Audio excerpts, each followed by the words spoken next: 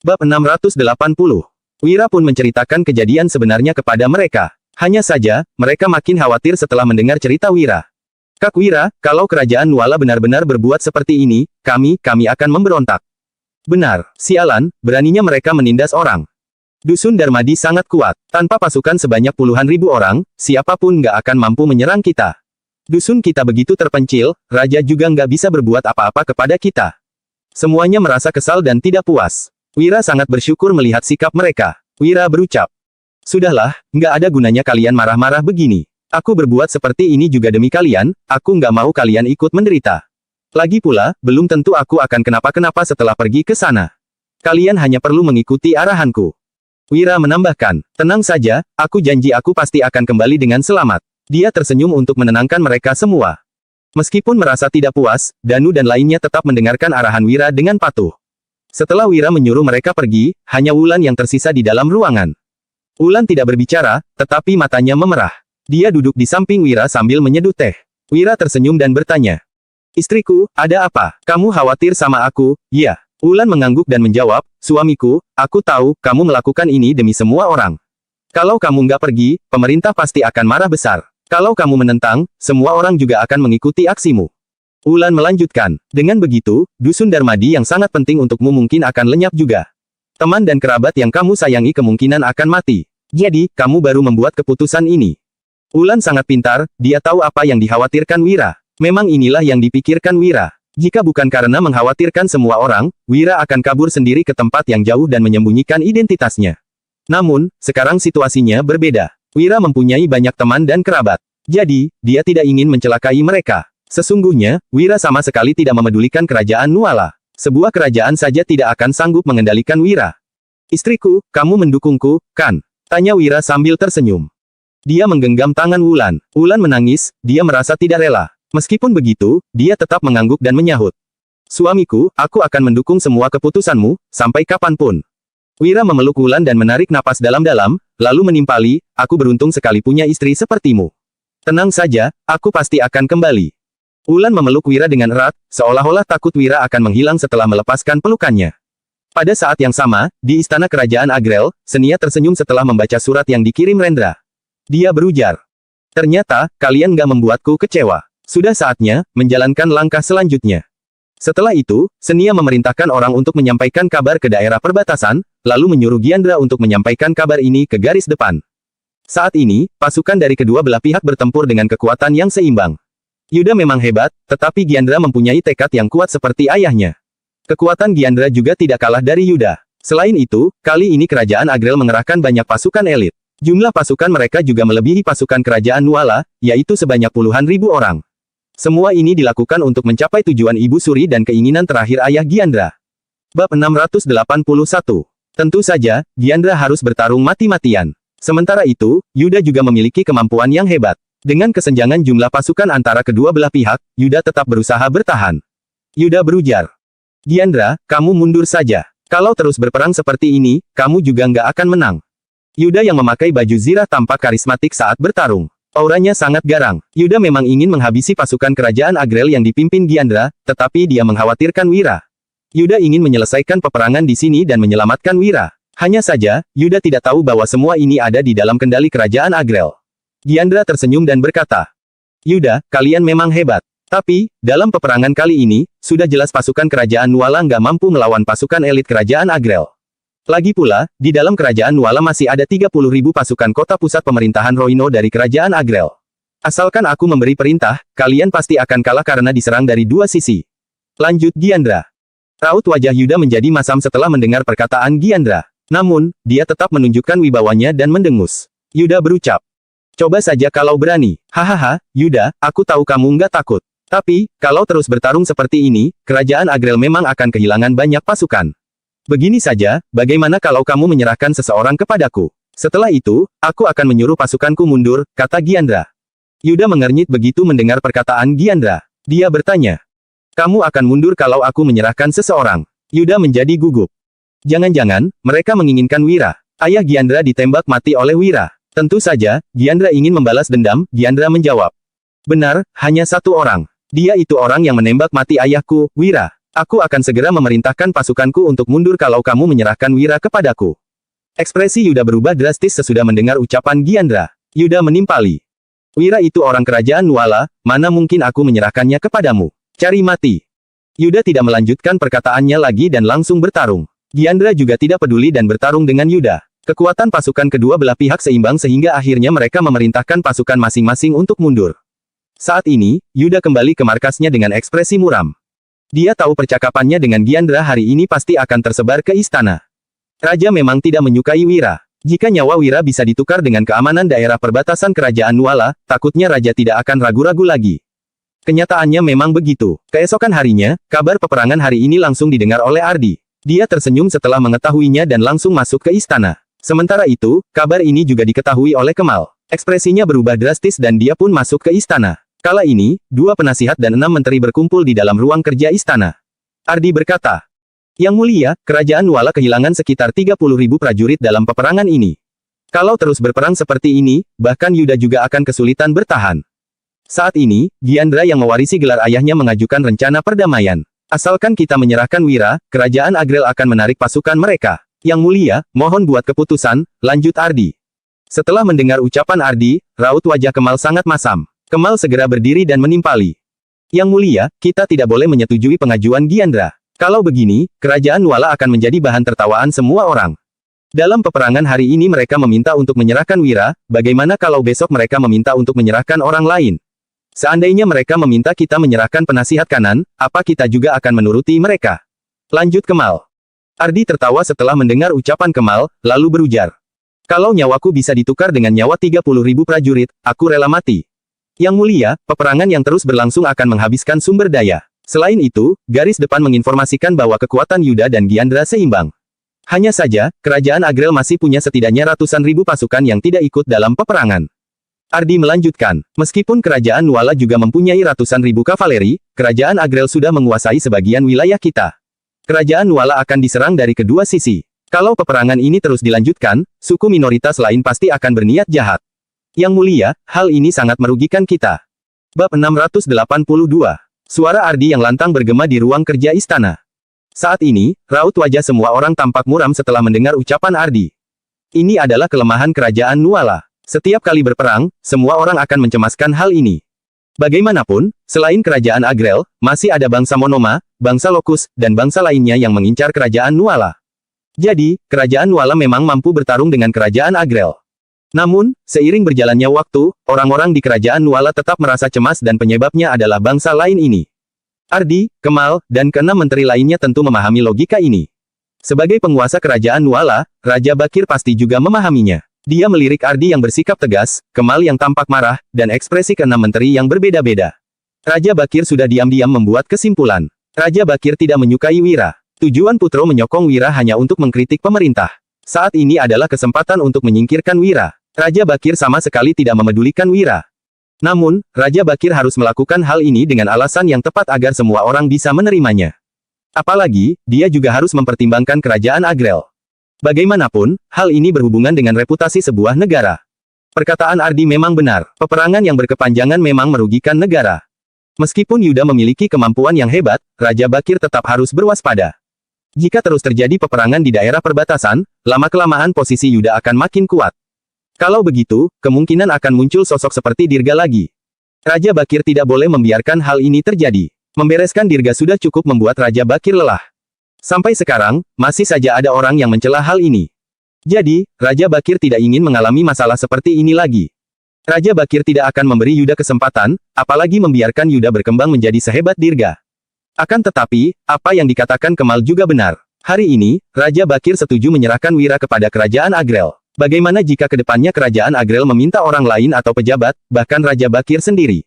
Apa dia juga harus menyerahkannya? Kalau begitu, bukankah kerajaan Nuala akan dipermalukan? Raja Bakir harus mempertimbangkan reputasi dan hasilnya. Kala ini, dia sudah membuat keputusan. Namun, sebagai penguasa suatu negara, Raja Bakir tidak boleh mengungkapkannya. Kemudian, Raja Bakir berucap, "Aku sudah memahami masalah ini, begitu pula dengan kekhawatiran Kemal. Kalau hari ini aku menyerahkan Wira dan besok aku juga menyerahkan orang lain, kedepannya mungkin kerajaan Agrel akan mengambil nyawaku.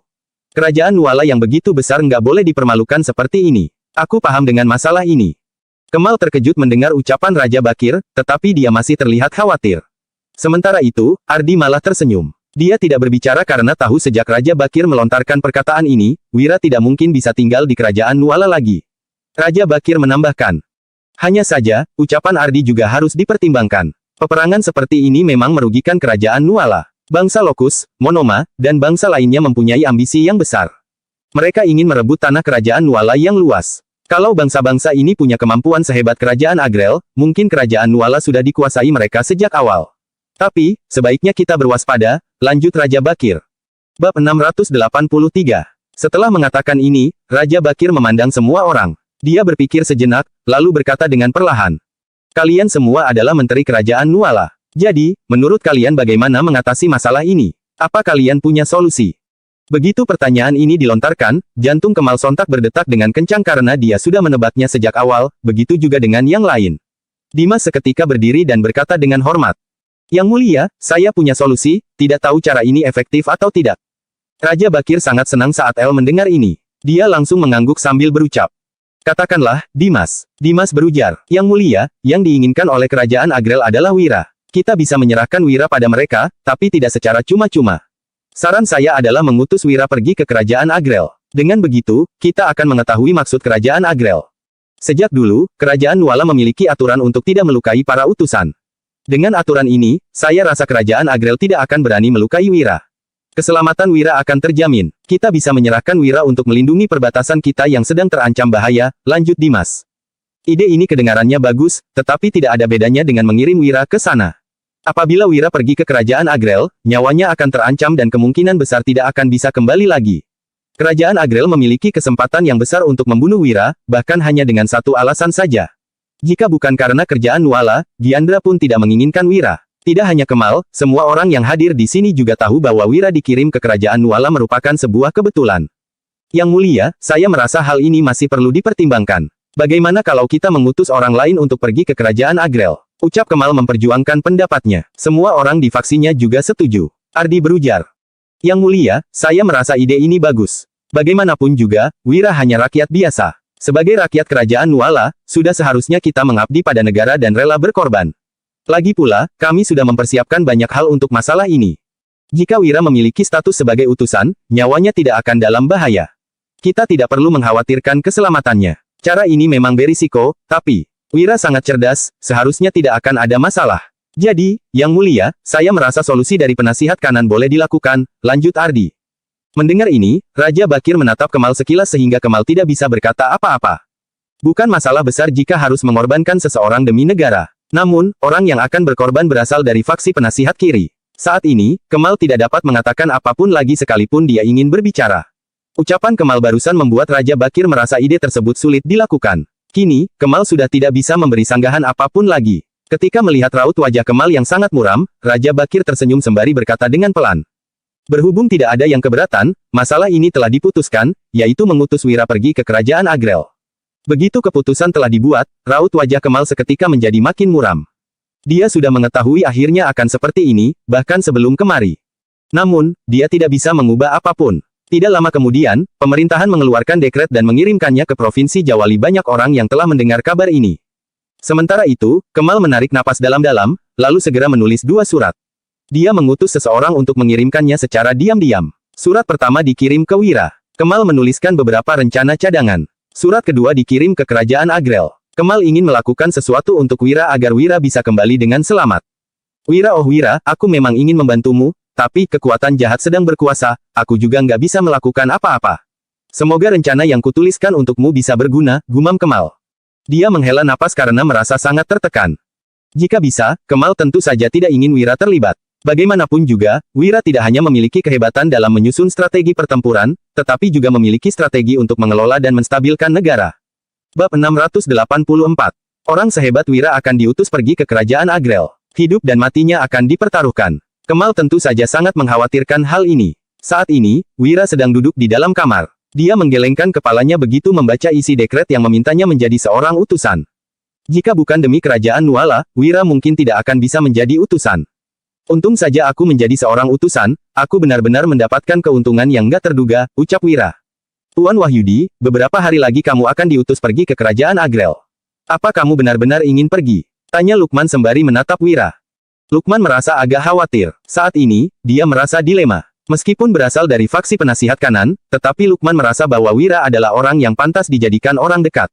Dia bahkan bersedia melayani Wira. Jelas-jelas merupakan orang dari faksi penasihat kanan, tetapi di dalam hatinya, Lukman telah memutuskan bahwa dirinya berada di pihak Wira.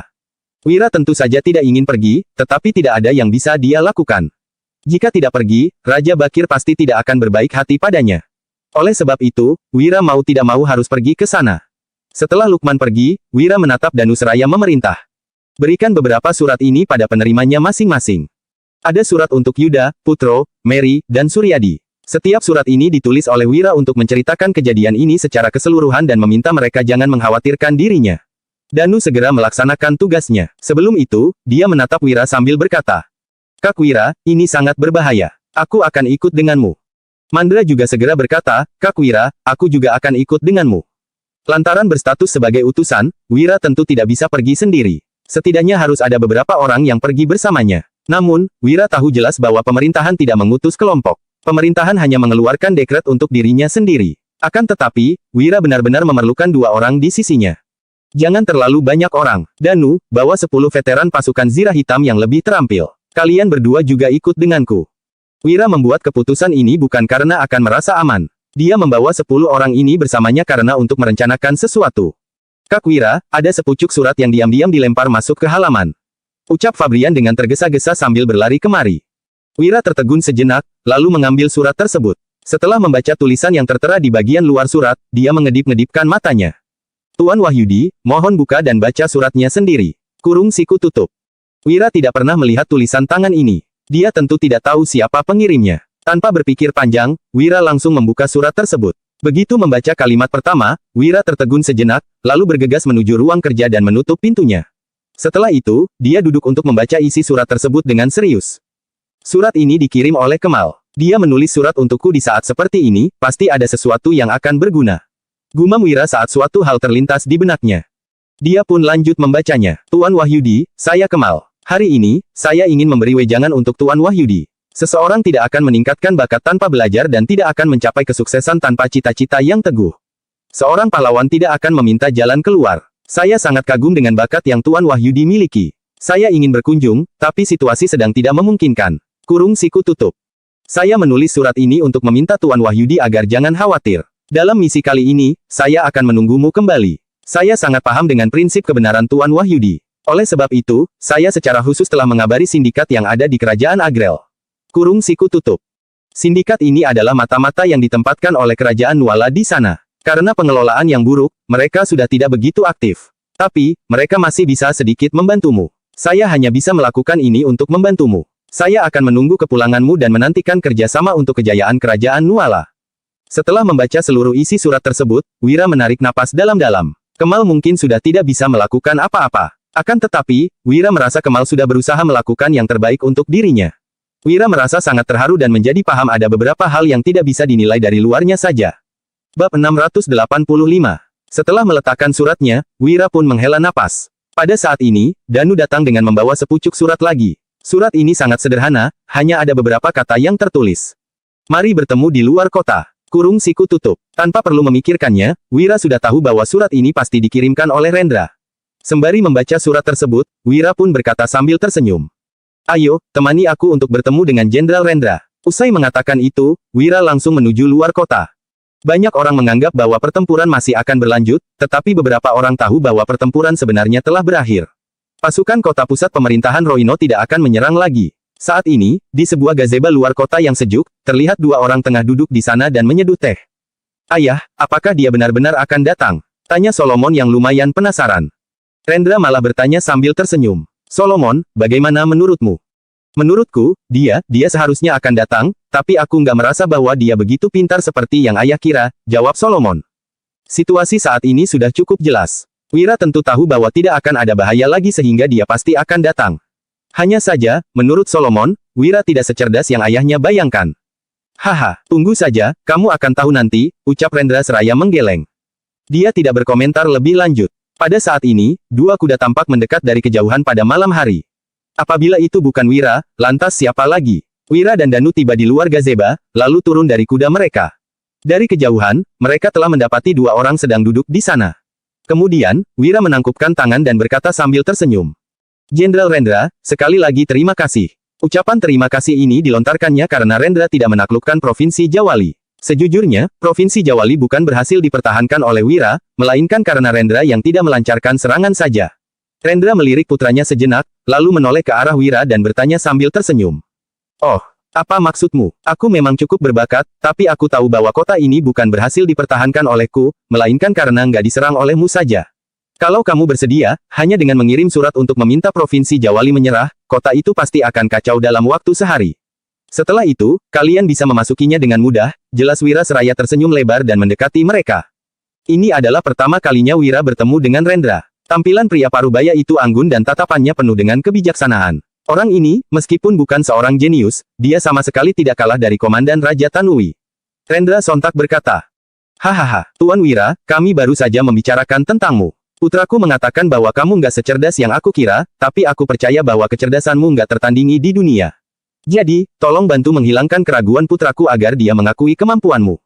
Rendra memintanya berbicara terlebih dahulu, pertama agar Wira bisa memperlihatkan kecerdasannya dan kedua supaya putranya bisa belajar darinya. Wira berkata sambil tersenyum.